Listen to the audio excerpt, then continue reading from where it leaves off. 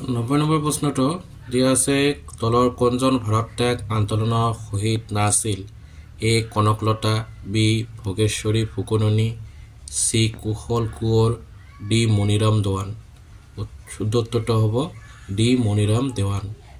তেওঁক 1858 চনত ফাঁচি দিয়া হৈছিল। বাকী কেইজন কি আছিল? ভাৰত ত্যাগ আন্দোলনৰ শহীদ আছিল।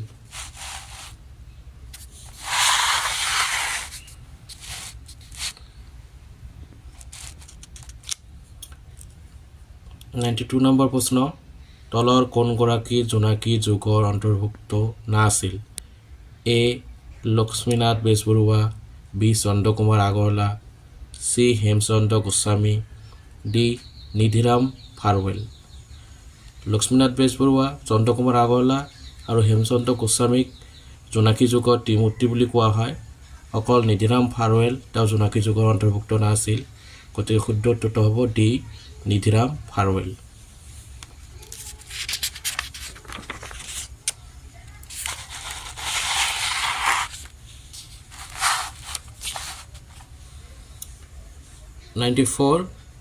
কাৰ ৰাজত্বকালত মোৱামৰীয়া বিদ্ৰোহ আৰম্ভ হৈছিল?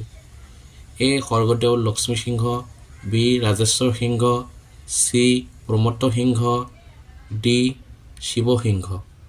শুদ্ধ উত্তৰটো হ'ব A Swargadeo Lakshmi Singh.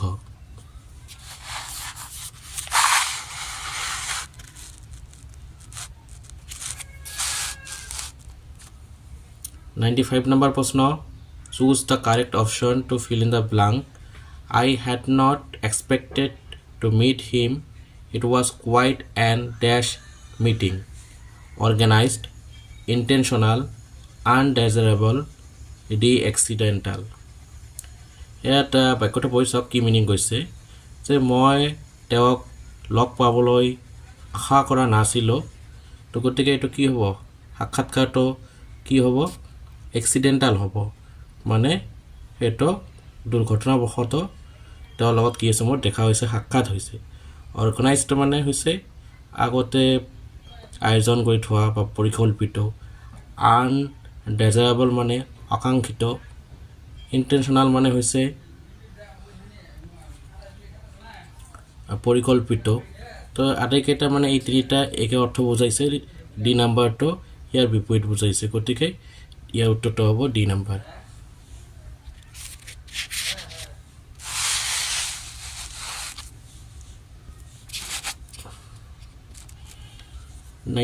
number choose the correct option to fill in the blank. He always stammers in public meetings, but his today's speech dash. A was fairly audible to everyone, B was not liked by the audience, C was not received by the audience, D was surprisingly fluent. Stammers মানে হৈছে হাকলোৱা, মানে কথা কতে অসুবিধা বোধ কৰা। তো তেওঁ সদায় ৰাজহুৱা যিবিলাক মিটিং হয়, সভা হয়, সেইবিলাকত কি কৰে? হাকলায় বা কথা ক'বলৈ অসুবিধা পায়। কিন্তু আজি তেওঁ যিটো কি আছিল ভাষণ আছিল, সেইটো কি আছিল? খুবেই আচৰিতভাৱে স্পষ্ট আছিল, খুব সুন্দৰ আছিল। গতিকে শুদ্ধ উত্তৰটো হ'ব ডি ৱাজ ছাৰপ্ৰাইজিংলি ফ্লুৱেণ্ট।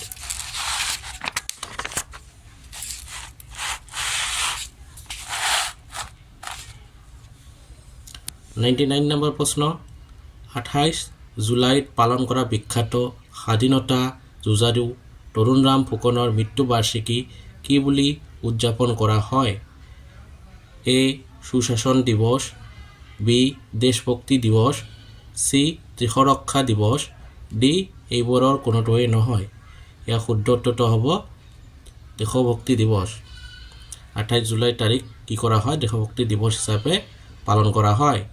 তৰুণৰাম ফুকনক দেশভক্ত তৰুণৰাম ফুকন বুলি কি দিয়া হৈছে? উপাধি দিয়া হৈছে।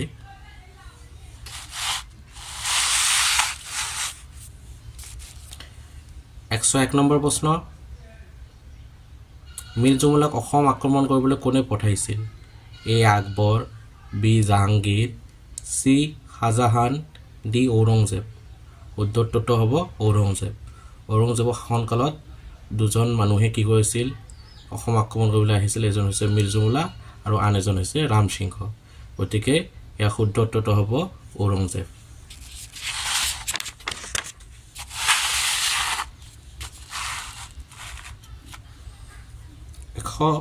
3 number প্রশ্ন choose the correct option to fill in the blank that Horaighat bridge is the first one dash the Brahmaputra A across B over C on D atop ইয়াৰ দুটা উত্তৰ শুদ্ধ A number আৰু B number দুটাই কিন্তু এই ক্ষেত্ৰত বেছি appropriate হ'ব A number to across মানে Horaighat bridge খন ব্ৰহ্মপুত্ৰ ইপাৰৰ পৰা সিপাৰলৈ আছে তো across মানে ইপাৰৰ পৰা সিপাৰলৈ বুজায় over মানে ওপৰত বুজায় কোনোটা বস্তু ওপৰত থকা কিন্তু পৃষ্ঠত লাগি নথকা অন মানে ওপৰত কিন্তু পৃষ্ঠত লাগি থাকে তো Horaighat bridge খন তো পানীৰ লগত বা নদীৰ লগত লাগি না থাকে ওপৰেদি গৈছে গতিকে এইটো across হ'ব বা over হ'ব atop আৰু on নহব তো most appropriate to হৈছে across কিন্তু over শুদ্ধ হয়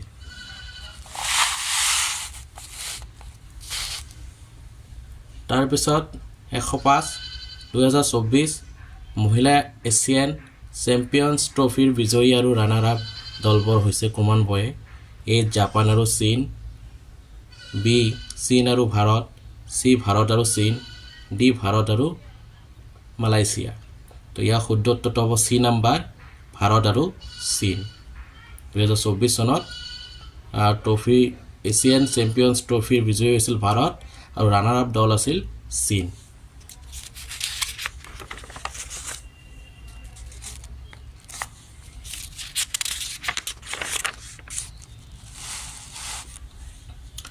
তাৰ পিছত 111 অসমৰ আটাইতকৈ প্ৰাচীন ঐতিহাসিক ৰাজবংশ হল এ পাল বি বৰ্মন সি নৰক ডি শালস্তম্ভ এটো কোৱেশ্চনত অলপ কনফিউজন আছে কিছুমানে এটো নৰক বুলি কয় কিছুমানে এটো আকৌ বৰ্মন বংশ বুলি কয় এই প্ৰশ্নটো ইয়াৰ আগত এপিএসসি 2011 ত আহিছিল তাতে বৰ্মন বংশ বুলি দিয়া আছে যদি আমি ঐতিহাসিক ফলৰ পৰা চাবলৈ যাওঁ যাৰ কি আছে যথেষ্ট সমল আছে তেনেহলে উত্তৰটো কি হ'ব বি হ'ব কিন্তু কিতাপ পত্ৰত ইত্যাদিত প্ৰথম বংশ বুলি নৰক দিয়া আছে তো যেহেতু ইয়াত ঐতিহাসিক ৰাজবংশ কথা কোৱা হৈছে আজি ৰাজবংশ কি আছে যথেষ্ট সমল পোৱা গৈছে গতিকে শুদ্ধ উত্তৰটো বি হ'ব লাগে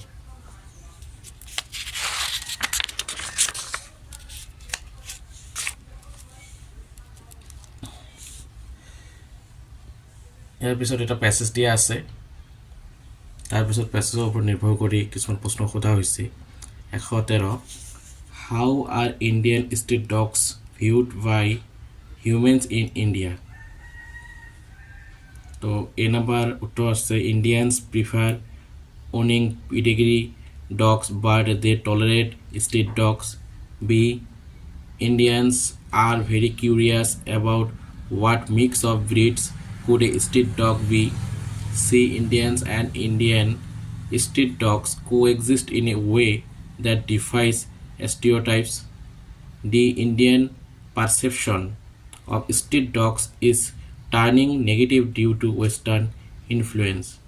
So here শুদ্ধ উত্তৰটো হ'ব C Indians and Indian street dogs coexist in a way that defies stereotypes.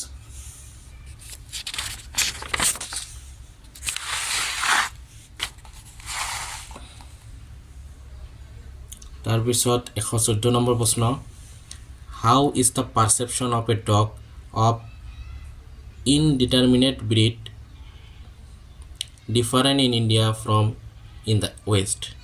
A in the West it evokes curiosity while in India it does not hold any importance. B while Westerners call such dogs Indians prefer coexisting with them. See both Indians and Westerns acknowledge the inferiority of street dogs. D none of them. The শুদ্ধ উত্তৰটো হ'ব A in the West it evokes curiosity while in India it does not hold any importance.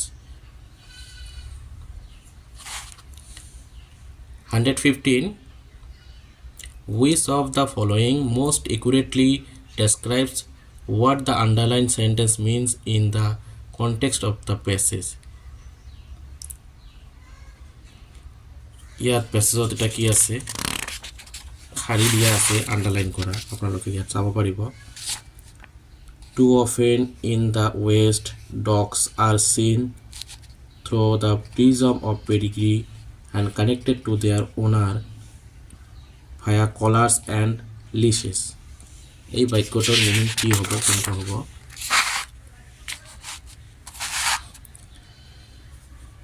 ইয়াত চাওক আপোনালোকে এ number দিয়া আছে কি In the West, dog owners are most affectionate towards their dogs than dog owners in India.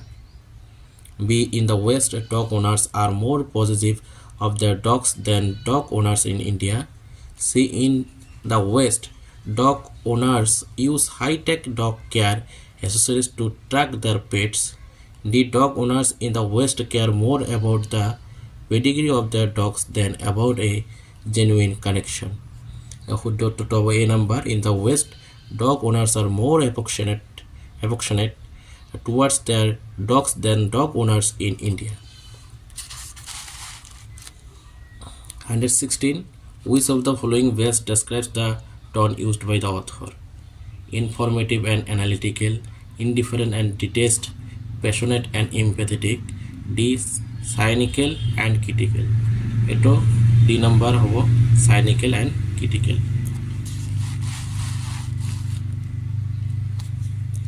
117. Which of the following words from the passage means descent?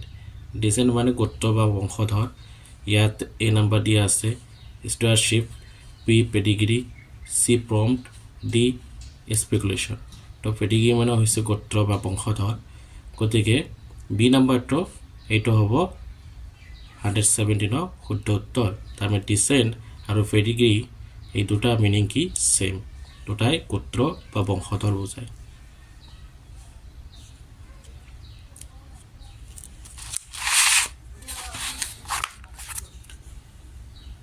তাৰপিছত 119 Mountbatten পৰিকল্পনাৰ অধীনত অসম কোনখন জিলাত গণভোট অসমৰ কোনখন জিলাত গণভোট অনুষ্ঠিত হৈছিল এ শিৱসাগৰ বি লখিমপুৰ সি গোৱালপাৰা ডি সিলেট শুদ্ধ উত্তৰটো হৈছে সিলেট সিলেটত গণভোট হোৱাৰ পিছত কি হৈছিল ই অসমৰ পৰা সেপাৰেট হৈ পূৰ্ব পাকিস্তানৰ অন্তৰ্ভুক্ত হৈছিল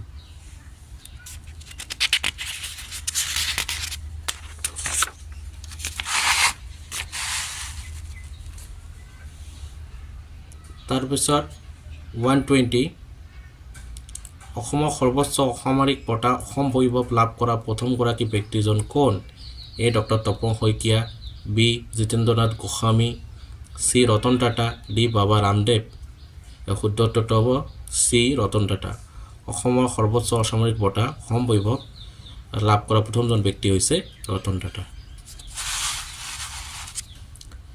তাৰপিছত 121 প্ৰশ্ন দিয়া আছে 1994 চন কিহৰ লগত সম্পৰ্কিত এ পথুৰীঘাট বিদ্ৰোহ বি ফুলগুৰি ধেৱা সি ৰঙিয়া বিদ্ৰোহ ডি এইবোৰৰ কোনোটোৱেই নহয় শুদ্ধ উত্তৰটো হ'ব এ পথুৰীঘাট বিদ্ৰোহ 1994 চনত পথুৰীঘাট বিদ্ৰোহ হৈছিল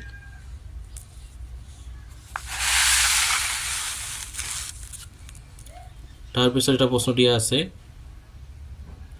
He is sitting dash his reading table.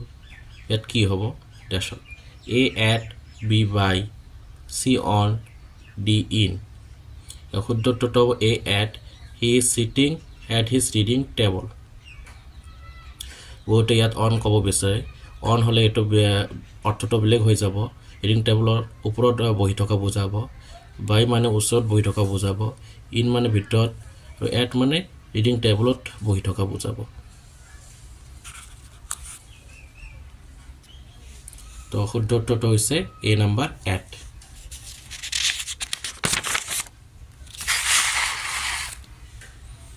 তাৰপিছত 124 প্ৰশ্ন কি আছে অসমত স্থাপিত হোৱা প্ৰথম চাহ কোম্পানী কোনটো এ যোৰহাট চাহ কোম্পানী বি অসম কোম্পানী সি অসম বেংগল চাহ কোম্পানী ডি এইবোৰৰ কোনোটোৱে নহয় শুদ্ধ উত্তৰটো হ'ব বি নাম্বাৰ অসম কোম্পানী অসমত স্থাপিত হোৱা প্ৰথম চাহ কোম্পানীটোৰ নাম হৈছে Assam company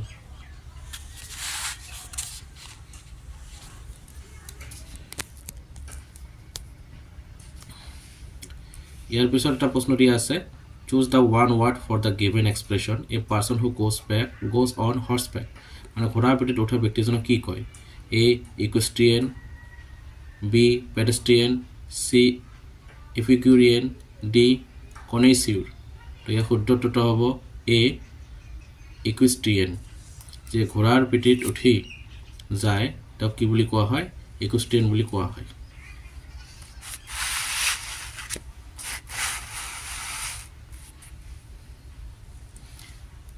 (127) Choose the correct option to fill in the blank.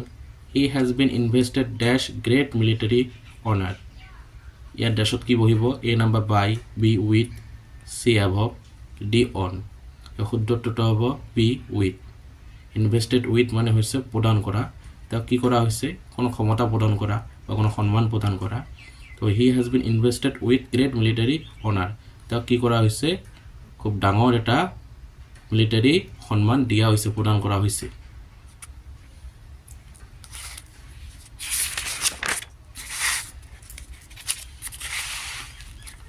তাৰ পিছত কি আছে 131 choose the correct option to fill in the blank Columbus was in search of dash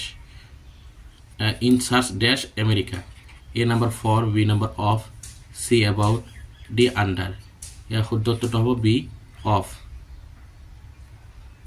in search ইয়াৰ লগত সদায় অফে বহে Columbus was in search of America এটো হ'ব শুদ্ধ উত্তৰ গতিকে বি নম্বৰটো শুদ্ধ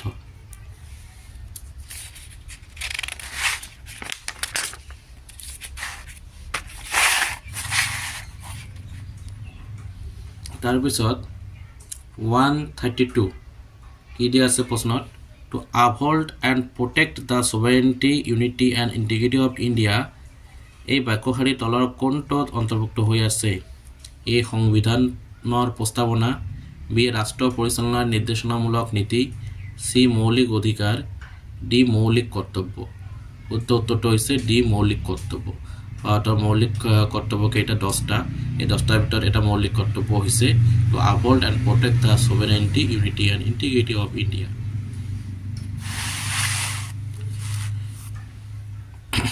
তাৰ পিছত 134 শ্ৰেষ্ঠ চলচ্চিত্ৰৰ বাবে জাতীয় বঁটা লাভ কৰা প্ৰথম অসমীয়া বোলছবিখনৰ নাম কি এ ডাক্তৰ বেজবৰুৱা বি হালধীয়া চৰাইয়ে বাওধান খায় সি ভিলেজ ৰক ষ্টাৰ্ছ ডি প্ৰতিধ্বনি তো ইয়াৰ শুদ্ধ উত্তৰটো হ'ব বি হালধীয়া চৰাইয়ে বাওধান খায় এখন হৈছে শ্ৰেষ্ঠ চলচ্চিত্ৰ বাবে জাতীয় বঁটা লাভ কৰা প্ৰথম অসমীয়া বোলছবি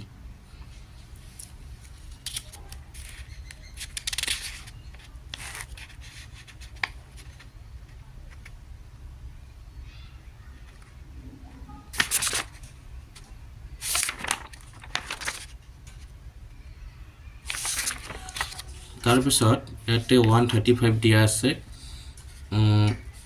2024 চনৰ বুকাৰ বঁটা কোনে জিকিছিল এ সামান্তা হাৰ্ভে বি ডেমন গালগুট সি পল লিঞ্চ ডি সেহান কৰুণা টিলিকা তো ইয়াৰ শুদ্ধ উত্তৰটো হ'ব এ সামান্তা হাৰ্ভে 2024 চনত কি কৰিছিল বুকাৰ বঁটা জিকিছিল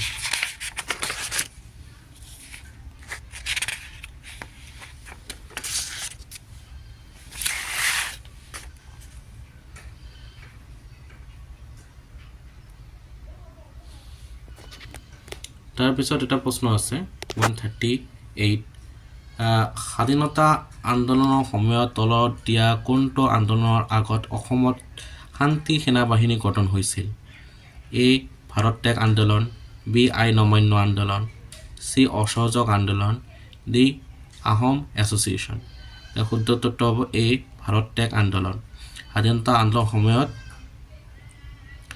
কি হৈছিল এটা ভাৰত ত্যাগ আন্দোলন হৈছিল 1942 চনত গোটেই ভাৰত জুৰি আৰু তাৰ আগত অসমত কি হৈছিল অসম শান্তি সেনা বাহিনী গঠন হৈছিল